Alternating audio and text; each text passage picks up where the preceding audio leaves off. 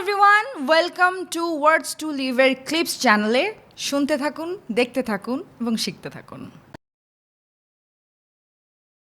আমাদের দেশে সব কিছুরই দাম বাড়ে, সব কিছুর দাম ওঠানামাও করে, কিন্তু আমাদের ক্ষেত্রে মানে যারা আর্টিস্টরা আছেন, শিল্প চর্চার সাথে যারা জড়িত, এন্টারটেইনমেন্ট ইন্ডাস্ট্রিতে যারা কাজ করছেন, তাদের ক্ষেত্রে মানে সবার এটা প্রতিটা ক্ষেত্রের মানুষদের কেন এই চাহিদাটা, ভাই একটু ফ্রি এসে কাজ করে দিয়ে যান।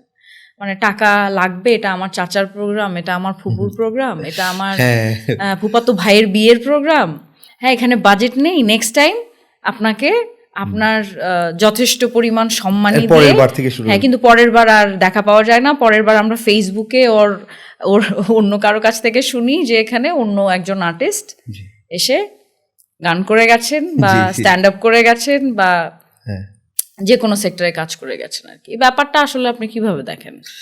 আচ্ছা, সেটা হচ্ছে যে আপনি দেখবেন যে আনুষঙ্গিক শব্দে কিন্তু খরচের কোনো কমতি নাই। মানে একেবারে সব সাজানো ঝলমলে, খাওয়া দাওয়ায় বাজেট টাজেট সব কিছু। একটা আর্টিস্টের যে কি পরিমাণ ইফোর্ট এই জায়গাটায় আসতে, সেটা ওনারা ক্যালকুলেশন করে না। ওনারা ওখান থেকে ক্যালকুলেশন করে যে উনি তো আসলো 15-20 মিনিট গাইলো, পারফর্ম করলো, চলে যাচ্ছে। তো এই 30 মিনিটে কেন তিনি এটা এই চার্জ করবে, এটা একটা বিষয়। কিন্তু ও যে প্র্যাকটিসটা শুরু করেছে সেই ছোটবেলা থেকে, গান শিখতে যায়, গান করে, তার বাবা মা নিয়ে আসে, নিয়ে যায়, এই যে একটা ড্রিম। অন্য অনেক কিছু সে করেনি, চাইলে করতে পারে, তারা অনেক অপশন করেনি। এই স্যাক্রিফাইস তারা এর সাথে করে না। আমার ক্ষেত্রে যেটা বলবো, যে পরিমাণ টেনশন নিতে হয় একটা নিউ একটা শোতে, হতে পারে কিছু কন্টেন্ট একই রকম, যে টেনশন নিতে হয়, এই টেনশনের অ্যামাউন্টটা মানে অ্যাকচুয়ালি সেটা অনেক হওয়ার কথা। মানে টেনশনটা যে নিতে হয়, ক্রাউডকে হ্যান্ডেল করা, এটা মানে সামান্য কিছু না। কাউকে মাইক ছেড়ে দিলে সে বুঝতে পারবে যে দেখি 20 মিনিট তুমি আটকে রাখো দর্শককে, এত মানুষের, হাজার হাজার মানুষের চোখ আপনার দিকে। আচ্ছা, এবার বলি, এই ট্রিক্সের শিকার আমরা, মানে খুব এই নতুন নতুন যারা প্রোগ্রাম আয়োজন করে তাদের খুব নতুন নতুন কয়েকটা ট্রিক্স।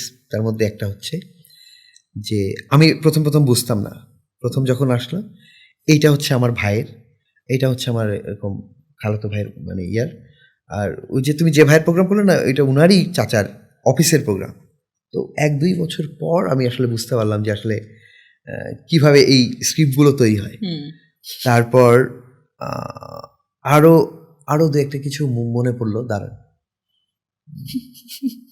হ্যাঁ, ওই তো ওগুলো তো আছেই, যে এটা তুমি করো, এর পরেরটা থেকে ইয়ে হবে।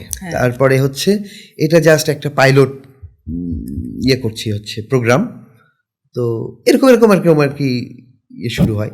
তো এই আর কি, এগুলো সবার সাথে অ্যাডাপ্ট করে আর কি এগিয়ে যেতে হয়, কিছু বলার নেই। Subscribe to Words to Live and don't forget to press the bell icon.